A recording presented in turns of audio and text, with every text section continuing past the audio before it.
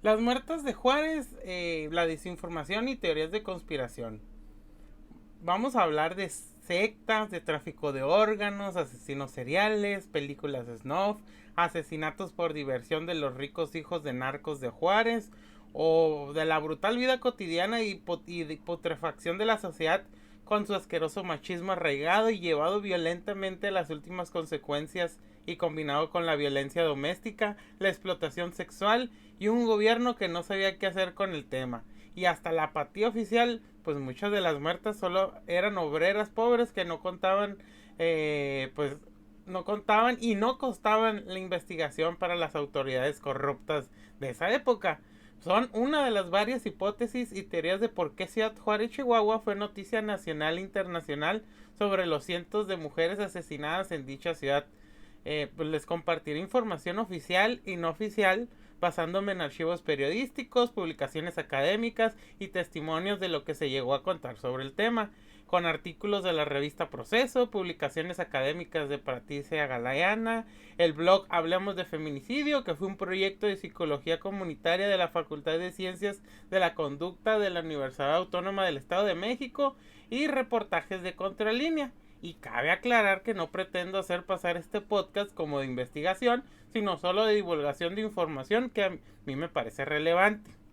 Nunca es fácil hablar de asesinatos, y menos cuando las personas tienen nombre y apellido, y que muchas de ellas eran niñas, madres de familia, hijas, esposas, amigas, novias, eran mujeres que sus vidas fueron cegadas por la violencia sistemática contra las mujeres, aunado con una sociedad que no le importaba realmente mucho a los pobres y menos las mujeres. Porque hay que decirlo, estos feminicidios se dieron por tanto tiempo y los intentos de investigación serios se dieron tarde porque las muertas eran pobres y morenas. La verdad que hay que decirlo. Cuando matan a una persona rica o de clase media la gente se espanta, pero si matan a un pobre lo ven como algo normal, algo que pues que tristemente sucede porque así son las cosas, porque la sociedad pues malamente tiene aporofobia y las sociedades también pues tienen ese pensamiento, ¿no? Y también pues los mismas medios de difusión, ¿no? Tal vez cuando hable de este tema, pues como me han oído, pues no voy a ser completamente neutral por el simple hecho que las autoridades pues no les interesó el tema hasta que se les salió de las manos, y pues esta va a ser mi opinión y mencionaré varias cosas que solamente fueron rumores, distractores, teorías de conspiración, pero que influyeron en el tema y la opinión pública realmente. Pues, pero ¿quién alentó estas mentiras y distractores? Pues no lo sé, pero pues no podría decir, fue el gobierno, fue la ciudad de Chihuahua, fueron los empresarios, fueron los narcos, fue la gente. Pues hay que decirlo, que hay gente mala que le gusta, que si pueden sacar ventaja de esto, pues lo van a hacer, ¿no? Pero bueno, en 1993 hubo un asesinato de mujer por mes en Ciudad Juárez, Chihuahua. En un principio estos crímenes fueron minimizados. Primero se dijo que eran prostitutas, como si por serlo no fueran seres humanos, ¿no? Después se dijo que que lo buscaban por tener esta profesión, o sea, por querer ser prostitutas las mataban, ¿no? Cuando quedó demostrado que no era ese su trabajo, sino que eran mayormente trabajadoras de maquilas, se justificó su muerte porque tenían muchos novios, iban a bailar, usaban minifaldas o salían solas en la noche. Fue hasta que hasta una maestra de catecismo fue asesinada que cambió el discurso discriminatorio, y con la presión de la iglesia el gobierno estatal abrió una agencia especializada en delitos sexuales en 1995. Ok, pero dije, bueno, vamos a irnos para atrás, a hacer pues, hay mucha gente que sí, pues sí sabe dónde está Ciudad Juárez, tiene una idea de Ciudad Juárez, pero todo esto también tiene que ver pues con la historia de Ciudad Juárez, ¿no? Pues me brinqué un poco, o sea, me salí de qué pasó ahí antes con su población indígena, qué pasó en la colonia y en la independencia, y pues me fui ya al siglo XIX, ¿no?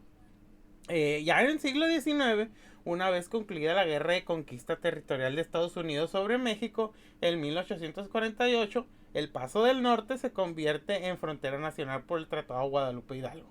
Pero como en el artículo 11 de dicho tratado no se cumplió, continuó la costumbre de los estadounidenses de lanzar a los indios bárbaros y malvivientes al sur de la frontera. Filibusteros y delincuentes querían hacer el Paso del Norte su centro de operaciones. Para detener estos actos, en 1848 el gobierno mexicano ordenó el establecimiento de una colonia militar. La ciudad fronteriza adquirió relevancia histórica al establecerse aquí el gobierno nacional encabezado por Benito Juárez hasta 1866, durante la lucha contra la intervención francesa y el imperio. Pero en 1885 El Paso se convirtió en zona libre, instalándose casinos de fama mundial como el Tivoli, Moulin Rouge, Diamond Electric Kino, Esmeralda Electric, Dino, Hotel Casino, y pues a su alrededor pues proliferaron pues los prostíbulos, ¿no?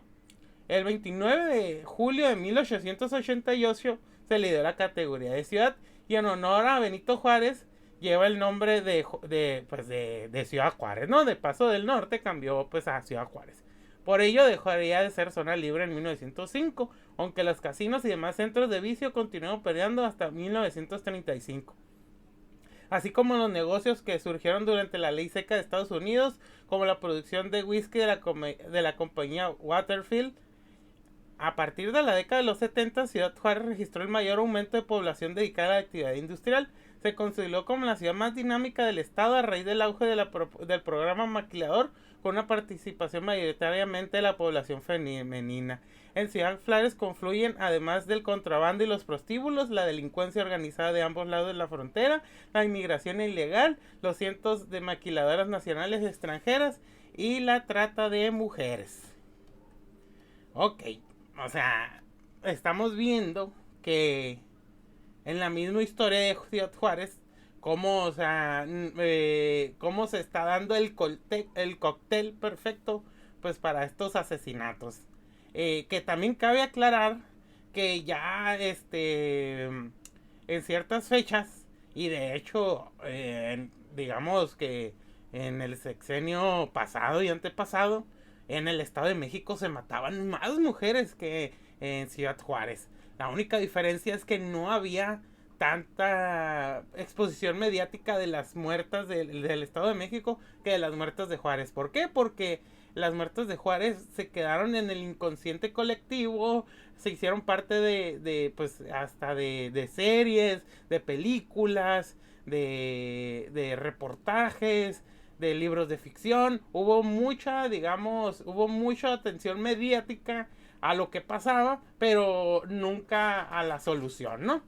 Pues igual les voy a leer pues una cronología porque se me hizo importante leerla, ¿no?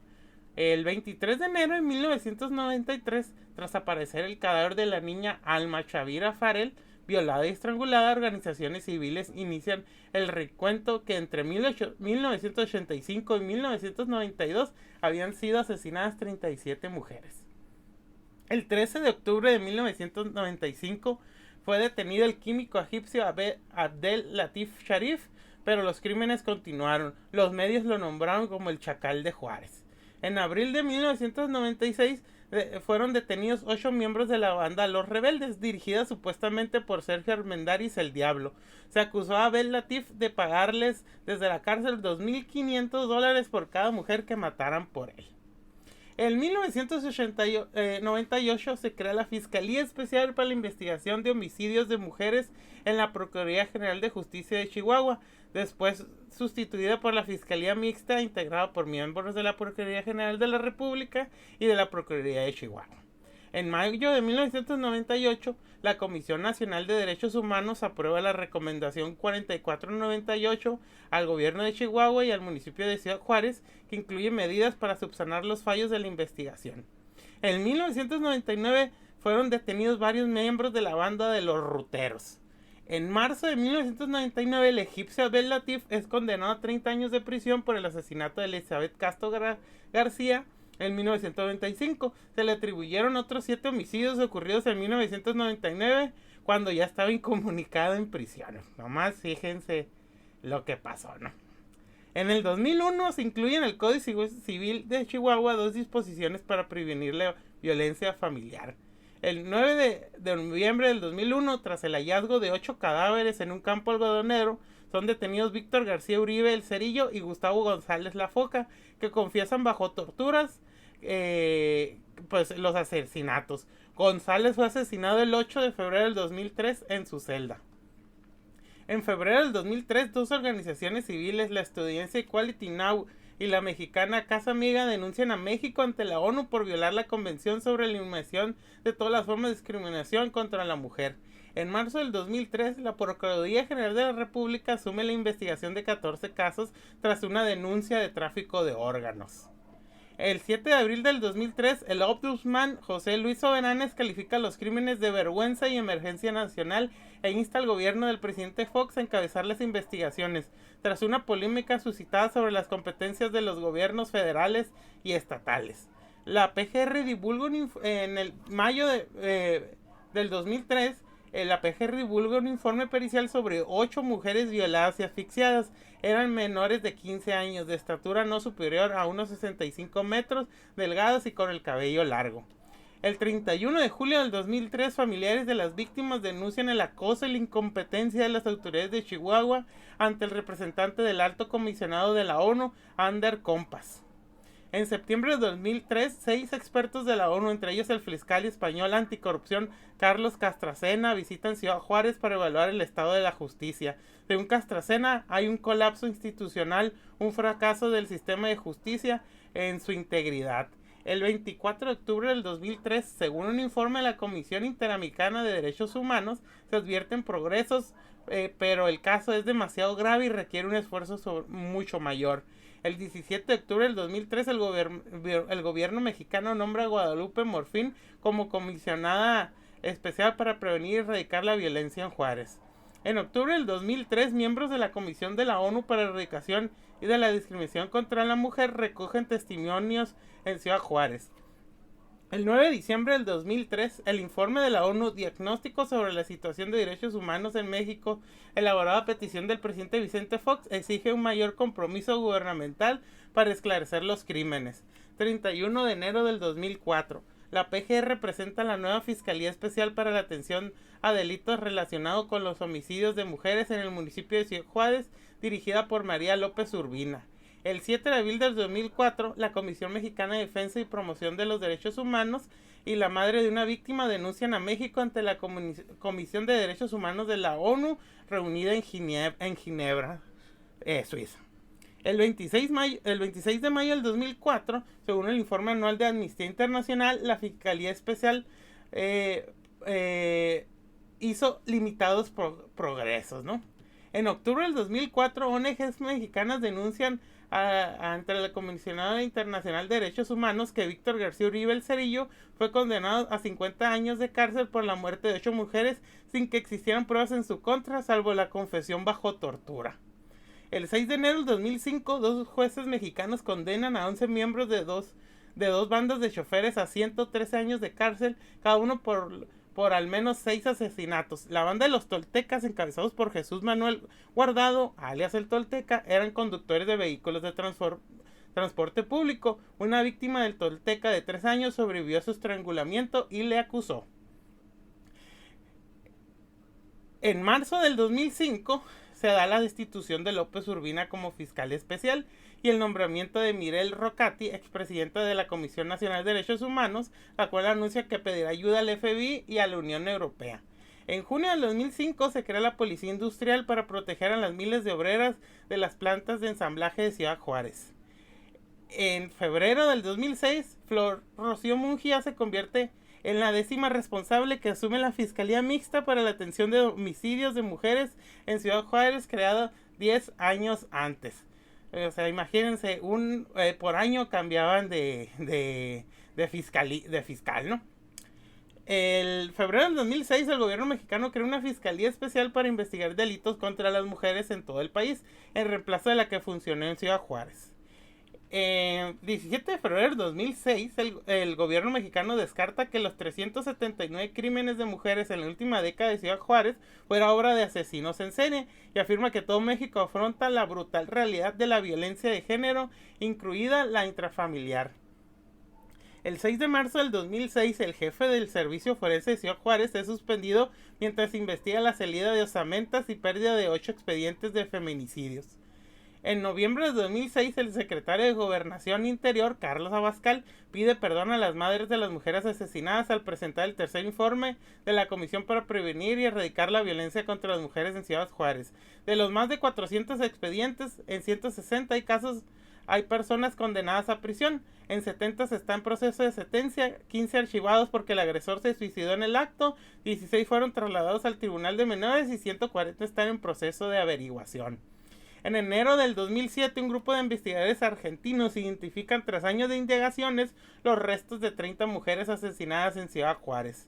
El 14 del 2007, la fiscal para el delito contra las mujeres de México, Alicia Elena Pérez Duarte, renuncia en protesta por la sentencia de la Suprema Corte que dictaminó que no hubo violaciones contra los derechos de la periodista Lidia Cacho cuando ésta fue detenida tras destapar en un libro una red de pederastía que vinculaba a los personajes influyentes y le sucede Guadalupe Morfín.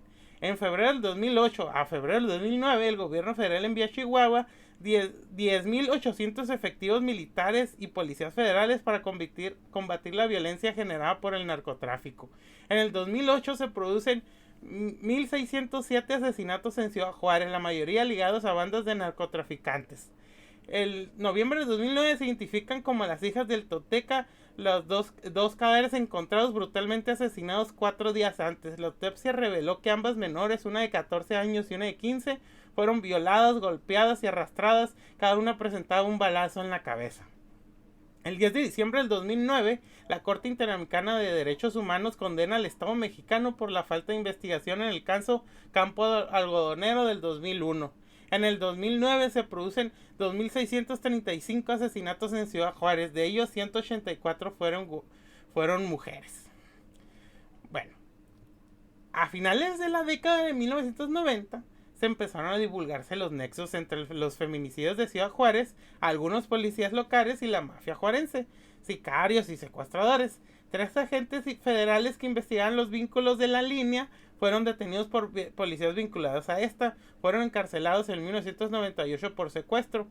Hubo testimonios de testigos que nunca aparecieron. Todos los datos que habían recabado estos 3 agentes federales señalaban como integrantes de la citada organización secreta a Alejandro Castro Valles, primer comandante de la Policía Judicial de Chihuahua, y a Francisco Minjares, jefe del Grupo Especial Antisecuestros y conocido protector de la mafia juarense. El diario El Norte de Ciudad Juárez espera que la PGR, expedientes de secuestros en Juárez, así se llama la nota, llegó a publicar que los encargados del grupo antisecuestros de la Procuraduría de Justicia del Estado, Francisco Minjares y Carlos Medina, figuran como los principales operadores de las desapariciones forzadas en Ciudad Juárez. Cabe denunciar que son más de 196 desapariciones que se vinculan a Francisco Minjares y su grupo, quien recibía órdenes del entonces jefe del Instituto Nacional para el Combate de las Drogas, Francisco Molina Ruiz. Esto también está citado en un libro que se llama Huesos en el Desierto. Una prueba de la conexión entre la policía de Ciudad Juárez y los feminicidios es un testimonio recogido por Lourdes Portillo en su documental Señorita Extraviada. Portillo entrevistó a una mujer vecina de la ciudad que se dirigió a una comisaría de Juárez por un conflicto vecinal. Después de ser retenida por no tener dinero para pagar la fianza, la llevaron a los calabozos. Ahí fue violada por 4 policías municipales, uno de ellos de sexo femenino. Tras pasar más de 24 horas retenida, le advirtieron que si hablaba le pasaría algo lo que le había ocurrido a otras chicas. Entonces le mostraron una serie de fotografías en las que, según esta mujer, se veía como estos y otros policías violaban y pegaban, torturaban y vejaban de distinto modo a varias mujeres jóvenes. Al final, en las últimas fotografías se veían a todas las chicas muertas. Esto también está citado en el libro Cosecha de Mujeres. Los policías municipales acusados fueron arrestados en octubre de 1999, pero un juez los puso en libertad al considerar que las pruebas aportadas en su contra eran insuficientes. Otra vez esto está citado en el libro llamado Huesos en el Desierto. Esto es sobre un caso de Lilia Alejandra. Casi 3 años después, el asesinato de una joven señaló una vez más la conexión entre la negligencia policial y el narcotráfico. La víctima, Lilia Alejandra García Andrade, tenía 17 años y 2 hijos. Trabajaba en una maquiladora para costearse los estudios de periodismo. fue asesinada en febrero del 2001. Su cadáver fue descubierto el 23 de febrero de ese año en un terreno cercano a la calle Rancho Aguacaliente. 9 meses después, la Procuraduría General de la República filtró un informe a la prensa sobre el caso, facilitado por la Oficina Federal de Investigación, el FBI, con fecha del 5 de septiembre del 2001, en la que se decía que varios sicarios al servicio de narcotraficantes la secuestraron y la tuvieron retenida varios días. Algunos de los testigos que colaboraron con el FBI en ese informe fueron amenazados después de su divulgación y tuvieron que abandonar la ciudad. Según algunos informantes, el 19 de febrero del 2001, varios días después de que desapareciera, vieron en la calle Rancho Becerra a una mujer que posteriormente identificaría como Lilia Alejandra dentro de un coche blanco, forcejeando con un hombre. Otro hombre que se encontraba afuera vigilando entró en el teleservicio Domínguez situado enfrente del coche. Mientras tanto, varios testigos llamaron a la policía hasta 2 ocasiones para que se hiciera acto de presencia. Los agentes que recibieron los avisos por radio decidieron no acudir, pues según declararon posteriormente que pensaron que se trataba de una broma. Una broma en una de las ciudades donde se han cometido miles de asesinatos, pero piensan que era una broma, ¿no? Pero bueno. El cadáver de Lilia Alejandra Andrade fue encontrado en un terreno del exgobernador Teófilo Borunda. Curiosamente, muy cerca de donde se localizó su cadáver se encuentra el bar Hooligans, del que fueron propietarios los Carrillos Fuente, jefes del cártel de Juárez. Esto también pues está en el libro Huesos en el Desierto. Después de haber estado desaparecida 5 días, se supo que por esas fechas el teleservicio Domínguez había sido remodelado y que la policía encontró en el cuerpo de Lilia Alejandra residuos de un tipo de pegamento utilizado en la instalación de alfombras. Estos detalles carecían de importancia de no ser por la información que recabó el FBI en su informe y que vinculaba al teleservicio Domínguez con el narcotráfico, debido a que el propietario de dicho negocio está relacionado con Raúl, un conocido narcotraficante de la ciudad. En la investigación de la agencia estadounidense se menciona el testimonio de una mujer, amiga del esposo de unos empleados de Raúl, dedicada al empaquetamiento de drogas y a la construcción de compartimiento en vehículos. Dicho testigo afirmó que en una ocasión Raúl le ofreció trabajar en el narcotráfico, pero advirtiéndole que para ello tenía que matar a alguien de su familia. La gente asesinada por este grupo de narcotraficantes es mutilada, lo que incluye arrancar testículos o senos de las víctimas. El cuerpo de Lilia Alejandra presentaba un pezón arrancado y marcas profundas en las muñecas similares a las que dejan las esposas de policía. Esto está citado también en la Ciudad de las Muertas, en el libro Ciudad de las Muertas. Hay que destacar que un número muy significativo de mujeres asesinadas en Ciudad Juárez presentan amputación de alguno de sus senos. Bueno, también aquí pues se habla de los funcionarios negligentes y encubridores, ¿no? Existe un grupo de funcionarios que han sido acusados de negligencia por instancias policiales y judiciales, por diversas organizaciones de derechos humanos nacionales e internacionales y por numerosas organizaciones civiles que estudian los feminicidios de Ciudad Juárez. Esta lista fue hecha pública por primera vez en el libro La cosecha de mujeres de Diana Washington en el 2005. En él se señala de forma directa a aquellas personas que habían actuado de modo no profesional y sospechoso en las investigaciones de los feminicidios.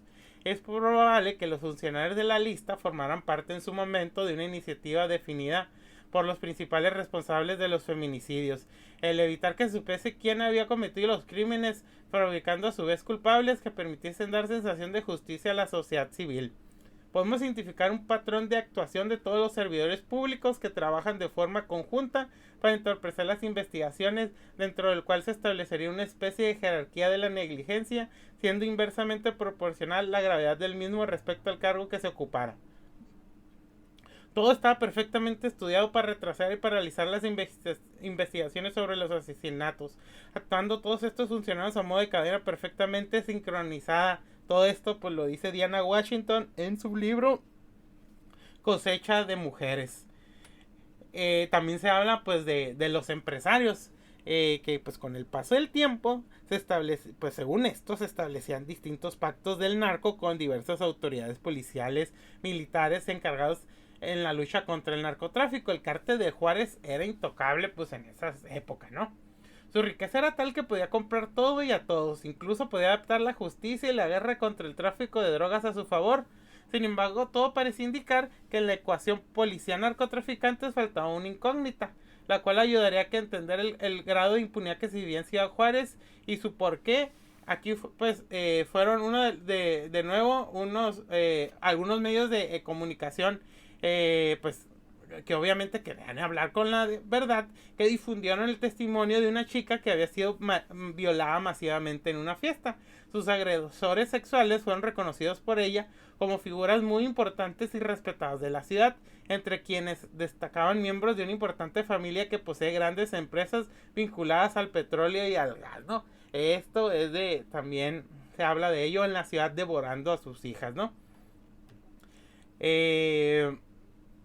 Aquí regresamos a 1995. Pues ya en esa época en Ciudad Juárez ya las autoridades habían percibido pues que ya era un problema, ¿no?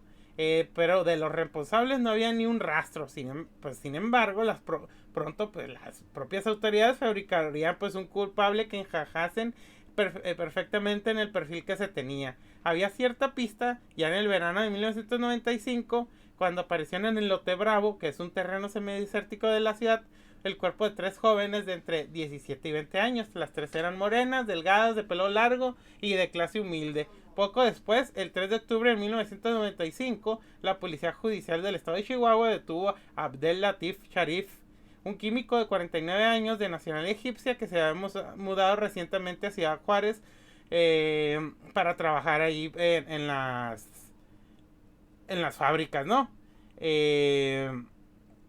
Pues así, pues al que nombraron como el Chacal de Juárez constituyó la primera pieza de una maquinaria que durante más de 10 años funcionaría en pleno rendimiento, creando teorías y pruebas físicas mientras que se destruían todas las posibles pistas y conexiones que pudieran implicar a los verdaderos culpables, ¿no? Otra de las cosas que pues aquí es donde ya cabe pues por ejemplo pues al egipcio se le estaban culpando de asesinatos a pesar de que él estaba encerrado, ¿no? Y pues se le inventó eso de que pagaba $2,500 porque mataran en su nombre, ¿no? Otra de las cosas pues que esto ya pues caí como en lo, o sea que ya es como que ya no sabemos qué tan podrida está la sociedad mexicana, es de que existe, o según esto, pues el diario de Richie, ¿no? En 1995, la Policía Municipal de Ciudad Juárez descubrió en un cubo de basura del centro de la ciudad un sobre con 10 hojas atadas con un cordón. Estas estaban escritas a mano en mayúsculas y tenían dibujos con escenas de sexo muy violentas que acababan con la tortura y muerte de varias mujeres. Los textos recuerdan con gran precisión a algunas de las víctimas encontradas en Lote Bravo, ya que incluso se describen senos arrancados, estrangulamientos, golpes en diversas partes del cuerpo. Al final de las hojas aparece una firma de Rich. Después de que parte de este texto se publicase en el diario, se le empezó a denominar el diario de Rich. A pesar de que la búsqueda de pistas por parte de la policía no condujo a nada, un año y medio después, en el verano de 1997, una nueva carta era encontrada. Esta iba destinada a un adolescente que acabó suicidándose antes de leerla. No se sabe de dónde se había enviado ni quién era el autor real, solo una única coincidencia, la firma de Richie, el violador de chiquillas y adolescentes. El contenido del texto, que estaba escrito en mayúsculas y lleno de faltas de ortografía, tenía fecha de 27 de julio de 1997 y decía: Berenice, mi reina, te espero el domingo 3 de agosto. Quiero festejar mi cumpleaños contigo. Abordarás a 2 pequeñas de 13 y 14 años. Les darás cocaína y las llevarás a la casa de ladrillos de la otra vez. Las violaremos y tú llevarás una bolsa de cocaína por la avenida Juárez frente a Joe's Place. Cuento contigo, mi reina. No me la juegues gacho porque correrías el riesgo de que te pasara lo que a Silvia, Guadalupe y a Miriam. No juegues como jugaron las del Lote Bravo. No quiero que abras la boca para nada. Si no, serás violado por varios hombres. Recuerda que le gusta violar a las mujeres. Las agarra del cuello, las jala para atrás hasta que sus huesos se rompen y disfrutan mientras ellas mueren. Posteriormente se supo que el diario había sido escrito por un narcotraficante de la ciudad que tenía importantes conexiones con la policía, Alejandro Maínez. Se supone que es el autor, ¿no? Pues es lo que también pues es lo que hasta se mencionó que pues que estaba rondando el diablo y todo esto, ¿no? Pues yo sé que pues se pueden decir miles de cosas de lo que pasó en Ciudad Juárez. Yo quise hacer pues una breve recopilación, pero o sea, en algo como tan serio que es esto y que sigue pasando y que por ejemplo en el mismo estado de México está pasando pues en Baja California, pero pues ahora sí yo creo que desde no sé, digamos desde hace unos 10 años ya a la gente no se le engaña tan fácil. O sea, ya es esto que está, o sea, el nivel de impunidad ya no es tan grande como en esas épocas, ¿no? O sea, estamos hablando que a pesar de por ejemplo, con Calderón, Peña Nieto y ahorita con AMLO, o sea, ya no, la gente ya no se deja, pues, o sea, sigue habiendo impunidad, sigue habiendo corrupción, pero la gente ya no se cree las tonterías, ya no se queda callada, ya así, ahora sí hace una exigencia a las autoridades para que respondan, ¿no? Igual pues ahorita pues no estoy diciendo que sea perfecto, pero ya ahorita todos nos damos cuenta cuando hay una injusticia y todos la condenamos, ¿no? Pero antes pues se trataba de engañar a la misma gente, ¿no? O sea, todo esto que les digo, o sea, el Ciudad Juárez fue una combinación de desinformación, de tratar de ocultar todo lo que pasaba, pues esto del diario de Richie, todo esto, pues, o sea, que es inconcebible, pues, en un estado, entre comillas, democrático que era, pues, México, ¿no? O de libertad y de constitución, pero pues así pasó, así sigue pasando, y ahorita Ciudad Juárez, pues, ya está más calmado, pues, entre comillas, ¿no? Nos quisieron engañar, ¿no? En especial, pues, a la sociedad juarense, ¿no? Eso es lo que, pues, digamos, que es la denuncia. Yo creo que pues sí, este tema todavía pues hay mucha gente que sigue sin recibir justicia, hay mucha gente que sigue sin encontrar pues a sus familiares y pues, pero yo creo que aquí es cuando yo digo, aquí es lo peligroso de las teorías de conspiración, aquí es lo peligroso de no exigirle al gobierno, aquí es lo peligroso de caer en cualquier mentira que nos digan los periodistas o cualquier cosa que nos encontremos, pues, ¿no?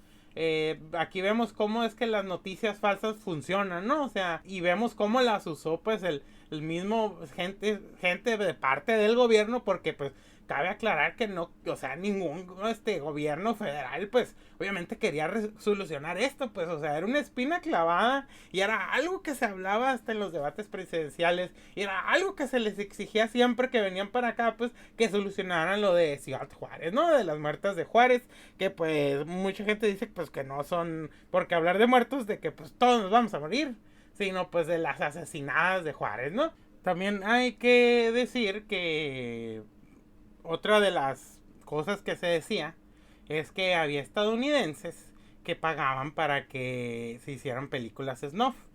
Estas películas snuff son sumamente pues gráficas, donde se graban pues violaciones reales y asesinatos reales. Pues es, digamos, mucha gente creía que pues eran solamente pues una leyenda urbana, ¿no? Pero en realidad sí han existido películas snuff. Y pues mucha gente también empezó a correr pues ese rumor que ya al final, con toda esta desinformación, con todo este mal actuar pues del gobierno estatal, municipal y federal pues de México y del estado de Chihuahua y de Ciudad Juárez, pues ya no sabemos ni siquiera, o sea, si sabemos si es verdad o no. Pero fue un rumor muy fuerte pues de que se hacían películas snuff con las mujeres que pues que secuestraban, violaban y mataban, ¿no? Pues bueno, espero que pues todo esto, pues les digo, es parte de, pues también cabe dentro de las teorías de conspiración y de noticias falsas, porque en esta ocasión pues sirvió para distraer pues a la gente, distraer a la opinión nacional e internacional de lo que estaba pasando con las asesinadas con las mujeres asesinadas en Juárez, ¿no? Porque al poner, por ejemplo, esto de las películas Snuff, del diario de Richie, del egipcio, de que si había asesinos en serie, que no, o sea, querían hacer todo este caso tan grave, lo querían hacer amarillista, ¿no? Hacer la nota roja, pues.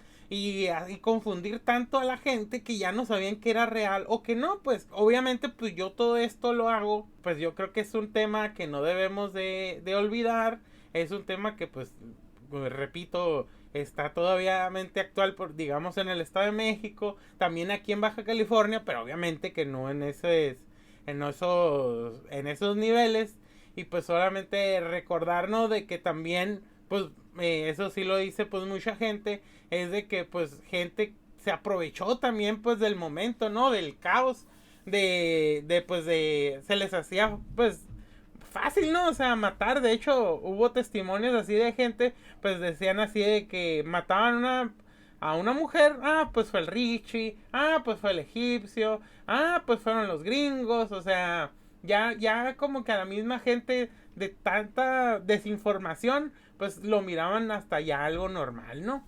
Bueno, espero que todo esto, les repito, les haya dejado pues algo positivo. Los invito a investigar del tema, a ver documentales, películas, libros. Y también pues yo creo que nos deja pues una lección, ¿no? De siempre pues exigirle al gobierno, siempre desconfiar en lo que nos digan, porque tal vez nos quieran engañar, tal vez nos quieran pues y está mal porque debemos o sea, se supone que si el gobierno está para protegernos, para ayudarnos, pero pues ya en México pues ya estamos en una situación tan inverosímil, ¿no?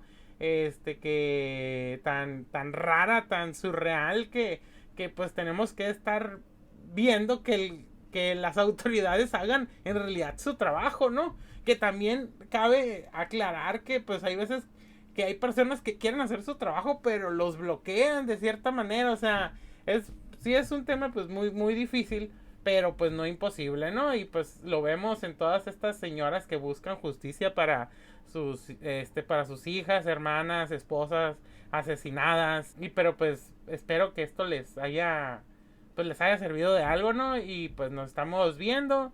Igualmente cualquier comentario pues es bienvenido y pues hasta la próxima.